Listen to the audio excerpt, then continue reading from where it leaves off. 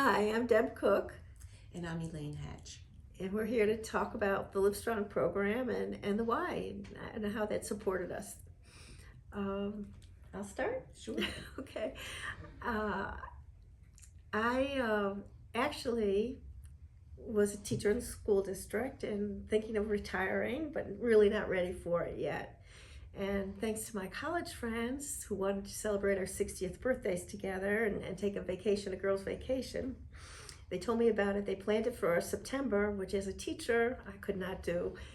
And so I said something to my principal, and she said, if you do retire, I'll hire you, for 10 hours, 20 hours, whatever you want to do. And it made the decision easy for me. So I got out of school that June and did all my doctor's appointments, and everybody was like, congratulations, you're healthy, you're doing good. And then that same summer, um, I got 2 calls in the same week. We think you might have eye cancer, and we think you might have breast cancer. And that was really shocking to me. So I never did make the vacation. I was really having some surgery for my breast cancer, and thankfully I never did get the eye cancer, although I'm monitored yearly for it down at Wills Hospital in Pennsylvania. And when I first got the diagnosis, I will say this, I was really kind of shocked, and went to a surgeon here to find out my next steps. And at the end of that meeting, he introduced me to a nurse navigator, and I got a bag of gifts. And there's a couple times in my life where I didn't want to join a club, and the cancer club was one of them. So I kind of left the bag there. My fiance was with me and picked up the bag and walked out, and I looked at it. It's not his style to do something like that. It was a very girly bag. And he walked out with it, and he kept walking with it. And he said, "You left that here." And I said, "I know, I'm not doing this." But I was part of that club. And in that bag, there were many, many things, supportive things, and one of them was a card from Lori's Hope that talked about the Livestrong program and my eligibility for it. So that's how I found out about the Y. That is really just down the street from where I live, and I had never been here before. And I had my surgery in September, and then I started the program. I believe it was like January of, 2018, believe it or not. And I've stuck with the program ever since. It's been, I can't thank the Y enough for the opportunity to participate in the program, and the people that participate in the program, and the friendships I've made. Absolutely. Cancer journey started in the middle of COVID. February of 22, I got my diagnosis. I had surgery, I had chemo and radiation, everything in isolation because of COVID. So my husband literally had to drop me at the door for my surgery and pick me up hours later when they said I was ready.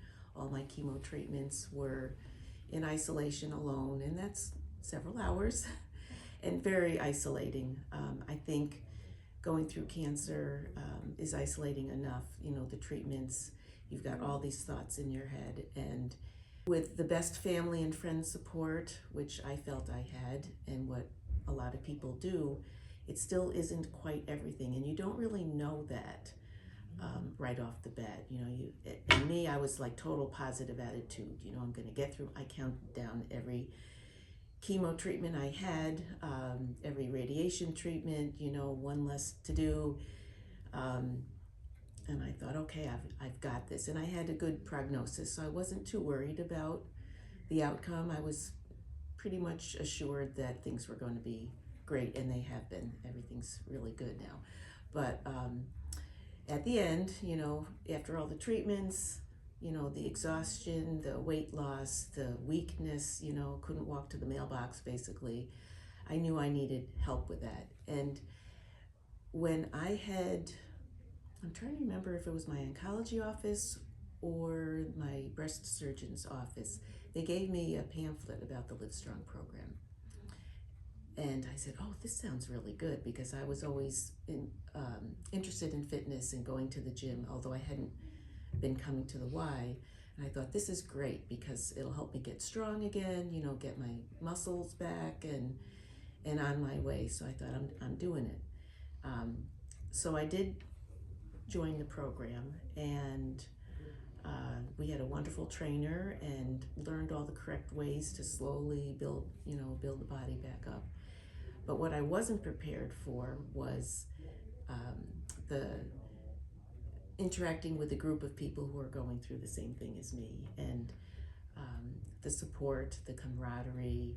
We laughed together, we cried together, we figured out everybody's problems. We were just literally one family, and if one was down, we all worked to pick them up, kind of thing. And I have a wonderful family, but I feel like I hadn't experienced anything like that before, and I felt I was in a really good place, with my good prognosis and everything being fine after my treatment. So this was just above and beyond what I thought I would get out of this. And the friendships, like, we meet regularly to have coffee, and we've made so many friends.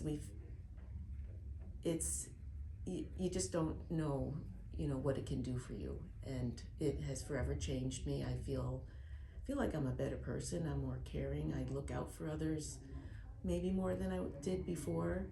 And I believe that we've helped each other so much, and we have continued to go to the program and welcome the new members and embrace them, let them talk about their journeys. Some of them, would barely get started and just break down out of relief to be with a group of people who truly understand. And I think it has been really beneficial to new people to meet with the people who have already gone through the program and see and hear what we have gotten out of it, so they kind of know what they can look forward to and what they might be able to get out of it as well. I want to say that the cancer's been a blessing for me in a lot of ways. Things happen to you, or, like I said, I wanted to stamp my feet and leave that bag there, but I had it, and this was such a welcoming place for me to come. And I actually feel I'm healthier now than maybe I was while I was working and not giving so much self-care to myself in terms of physical exercise. So I feel stronger. I feel like the coaches here were able to individualize for us. And because there are a lot of people with a lot of different types of cancers, they were always available for questions. Being able to participate as a graduate student and kind of listen in on the new training of the new people helped remind me of things I should have remembered the first time around, because you're listening for a different ear. It just reinforced everything. So I definitely felt mentally stronger, physically stronger. You see how many people care for you. Even when you talked about the isolation, it reminded me of my radiation was the last thing I did, and I did get my treatments in Dana-Farber, but I had the radiation here. And when I finished that, I think it was like that November, and you're there every day. I mean, the medical community in general is just so caring when you're going through this. I found that. And when I finished the radiation, I was like, now what? No one's checking on me. And what's going on? And did this really go away? And so that Livestrong really filled that for me. I had that same kind of caring from everybody that's there, and everybody's going through their own journey in a different way with a different type of cancer, but the people that went before me, I could see that they were living a great life, and I could choose the same thing. And it's nice to show people that this is possible for you as well. Yes, some people. It sucks while you're in it, but there is light at the end of the tunnel. Yeah, for a lot of people. Yes, you see a lot of caring. You learn to not put off saying thanks to people that you love, and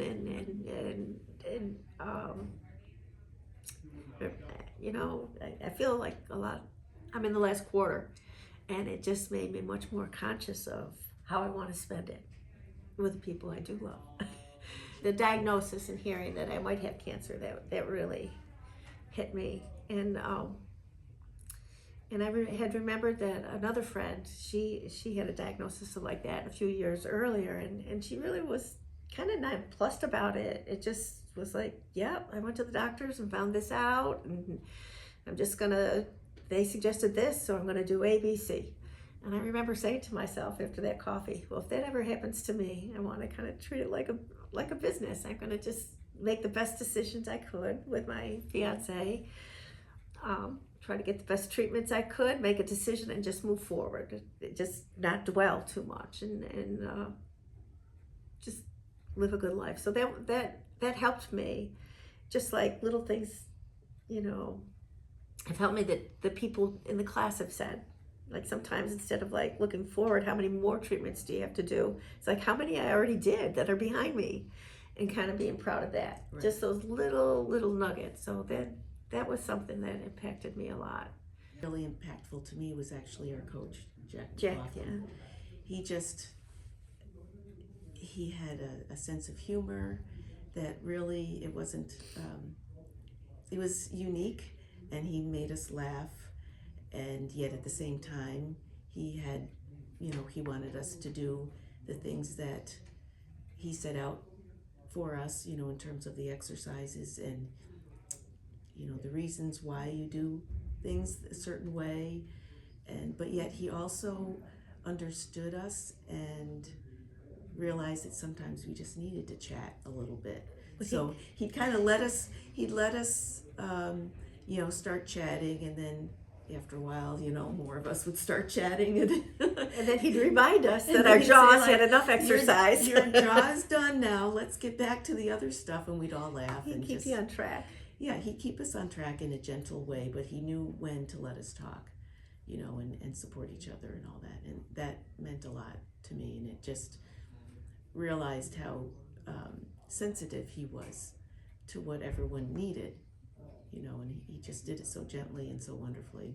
Really knew his stuff. I mean, created such a well-balanced program that included like the cardio and balance exercises, static and moving, and then core exercises, and then the weights, and a variety of weights to do the weights. But he always had an eye out for your posture, if you were doing things correctly, always open to questions, and very, very up on things. I felt I was in great shape going through the program with him, and continuing, to continue through every session. And he'd still give pointers, he paid attention to the new people very well, but still, would give us points. He said on more than one occasion that we were his inspiration, because he had his own struggles, and the fact that he knew we were coming each time made him want to come, and we helped him as much as he helped us. You look to the leader as being the leader, and he was a wonderful leader, but we didn't realize that he needed us as much as we needed him. And he said it, it was amazing that he voiced that to let us know, and I think that made us care more and just appreciate him more as well. Just made me more thoughtful, a little bit more introspective, like I said, about how I did want to live my life. Definitely had some more worries, lost a little sleep, and more prayerful. And I think got more in touch with my spiritual side, which benefited me too. So, and I really saw, people step up and care for me. And that was nice. I was really pretty self-reliant, I think, before that, and didn't want to need very independent, and I had to rely on my fiance and my family and my friends, and that was so helpful.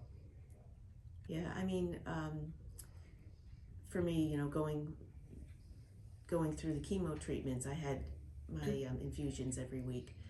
So I'd spend the first couple days feeling quite poorly and being at home, and then I'd have this little window of like 3 days where I could get things done. I could actually go to the store maybe and then start all over again, couple days recuperating, a few days of feeling halfway good, and then start again. And I've always been very independent, stubborn, want to do it all myself.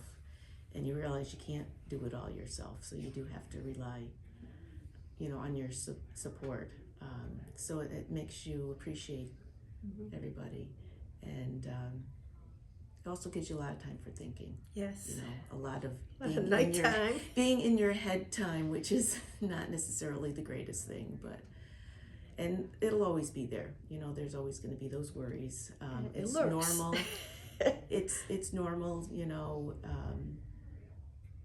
there are days where you think you're on top of the world, and then there are other days you're like, oh, I don't know. You know, what if? You know, but I think that's why the continued support from your fellow Live Strong people comes in handy, because even though we haven't had the class in a while, we still run across people in the gym, and we always take time to check in and We have a chat and text threads. And oh yeah, yes, we check on each a other. lot of communication. We do look after each other, and I think it helps those moments when you're starting to slip a little bit. You know, hear that familiar voice that knows, you know, what you're thinking. The hardest things for me with the cancer, like I said, I was just coming off retiring, and I felt great. There was no sign that I had Yes, this that's thing. I why felt like it's- it was a betrayal of my body. It's such a shock. You It know, was a it's shock. not a kind of cancer that you start feeling sick. Right. You know, all of a sudden, like for me, it was a lump. What in the world is that? Where did that come from? You know, and then next thing I know, you have cancer, you're having surgery, you're having chemo. You know, it's like, but I feel fine. You know, why do I have to do this? Yeah. You know, So the Live Strong just helps me like stay on top of it. I feel like it just helps me feel stronger. I can make better decisions. I even feel like I know my body better. So if I talk to a doctor, you know, I do participate in some other Yeah. things too, like yoga and the NIA community here, and I feel like I'm able to kind of express what's going on with me because of all these programs that the Y has, you know, provided, which has been great.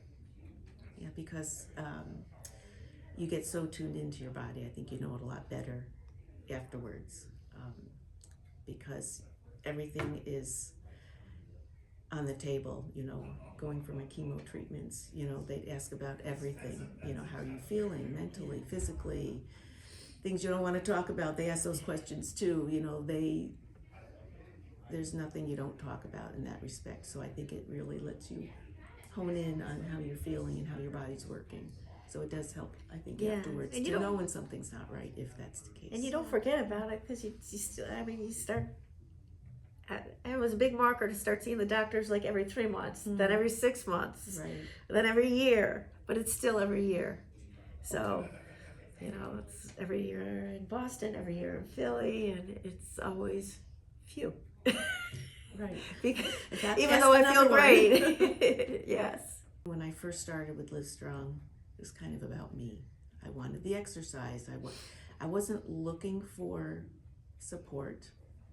I didn't think I was in denial. I don't need support. I don't want to be airing all my issues with other people. It's embarrassing. I just don't want to talk about it. I just want to get fit again and feel strong and all that.